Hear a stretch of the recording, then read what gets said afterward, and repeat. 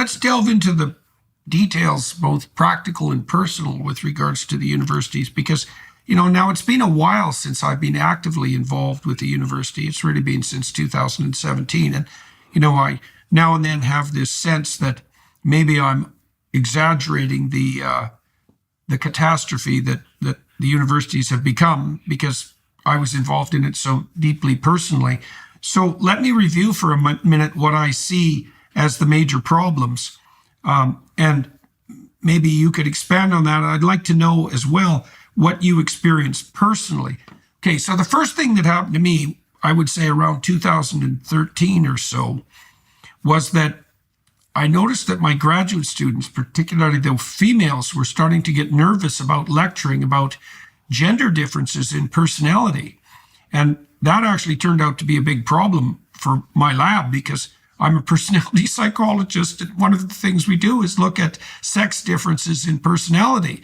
And then I noticed I was starting to get nervous about that, and that really set me back on my heels, because I was never nervous about anything that I lectured about, particularly because I tried to base what I lectured about on what I knew, what I'd learned, what I had investigated.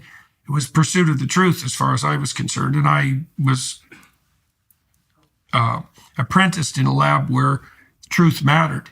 And then things got worse. The DEI people moved in, and the administration ballooned out of control, and university tuition prices continued to expand in expense, and the research boards, which I always had trouble with all the way back to the 1980s, they became impossible to deal with, so that while I had ramped up my ability to do research, I would say I probably improved my speed at doing research by a factor of 50, given computational technology.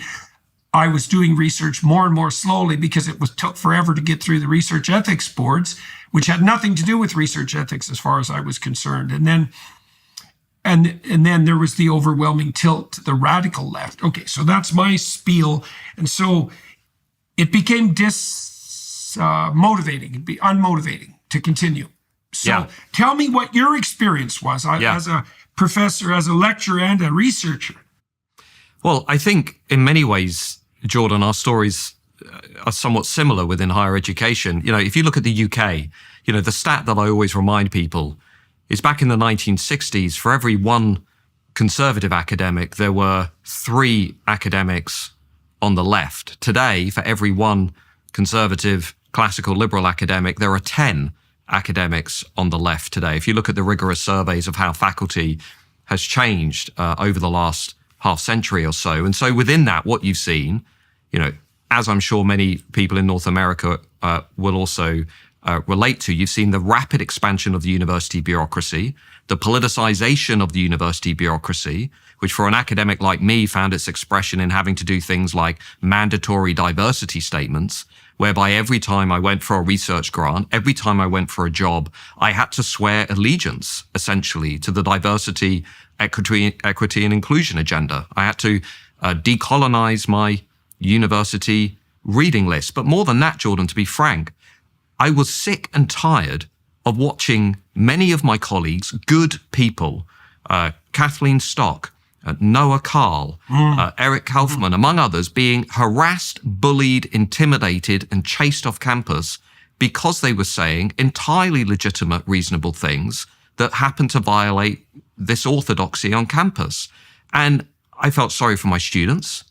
I felt sorry for their parents who were paying for this education. And it was particularly for me, actually, it was the experience of going through the Brexit referendum. Okay, I mean, just to paint a brief picture, prior to 2016, with the votes for Brexit and Trump, I was, by all metrics, a very successful academic. I was one of the youngest professors in the UK. I had no problem getting research grants. I attracted a lot of money from the research councils. I published it for Oxford University Press, Cambridge University Press. I published in the most prestigious academic journals. And this was part of what I would call the BB era in my career before Brexit. Now, when 52% of voters decided they wanted to leave the European Union, and I publicly expressed my acceptance of that. I didn't campaign for Brexit, but I said, well, if 52% of people want to leave, okay, let's, leave the European Union. And I wrote some op-eds saying perhaps how Britain could take advantage of this. Well, everything in my career after that changed. I mean, I can only describe it as being something similar to what I experienced when I was at high school, being bullied by kids in a boys' school, notoriously difficult environments. But academics really did launch a sustained campaign of harassment and intimidation. I was taken off research council peer bodies. I struggled to publish. Suddenly my research grant applications were rejected. So, this isn't the sort of complaint of an academic that never had these things. I just noticed such a tangible shift. And after a while, you have to look yourself in the mirror and you have to ask yourself, do I want to spend the rest of my life doing this? Because I was becoming very depressed. I wasn't particularly pleasant to be around. It wasn't a nice environment. I have a family, friends. People were saying, what's going on? What's the matter? And I just said, this is crazy. I don't want to spend the rest of my life like this. And I looked at what was happening at the University of Austin.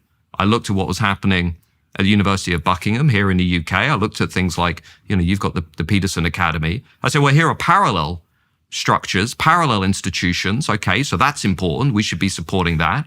But I also started to campaign for something called the Higher Education Free Speech Act here in the UK, which was the first piece of legislation that created a legal duty on universities here in the UK to protect and promote free speech and academic freedom on campus. And thankfully that was passed, although the current Labour government is now defanging that law, and we can come on and talk about that. But I decided basically I wanted to do something about the state of my country and the state of the West. And to be honest, I concluded that I couldn't really do that while remaining a university professor. I do believe in the importance of neutrality, of objectivity. I don't think university professors should be politically active to the degree that I want to become politically active. And so I made a decision. I said, okay, I'm going to walk away from this after 20 years and I'm going to actually try and enter the wider public debate and try and give people a voice.